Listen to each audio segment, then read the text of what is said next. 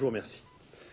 On ne quitte pas encore les Jeux Olympiques puisqu'on va parler de la ville organisatrice. Los Angeles, sur la côte ouest des États-Unis, est une ville extraordinaire à plus d'un titre, vous le savez peut-être, puisqu'elle fait presque une centaine de kilomètres de long, qu'elle ne compte pas réellement de centre-ville au sens où nous l'entendons en Europe. Elle est aujourd'hui, en outre, à la pointe de la nouveauté en matière d'art de vivre dans cette ville où il fait beau et chaud les 2 tiers de l'année.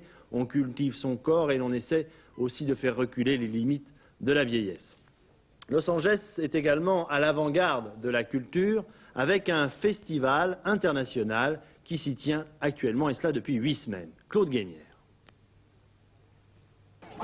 Los Angeles, capitale culturelle du monde.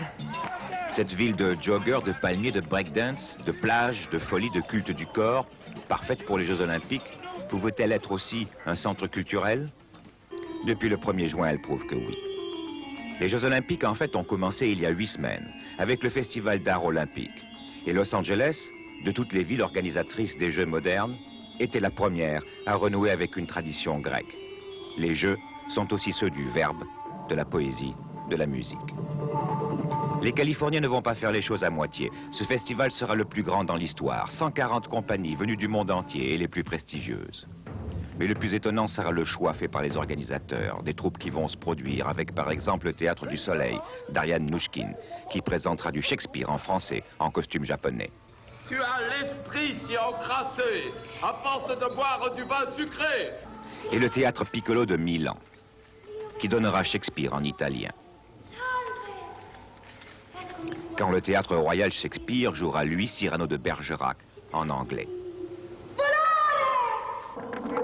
Un choix provoquant destiné à stimuler l'imagination des Californiens, plus habitués aux westerns de fiction et aux simplifications d'Hollywood qu'au déchirement du Polonais Tadeusz Kantor, qui, contrairement aux athlètes, a pu, lui, venir à Los Angeles.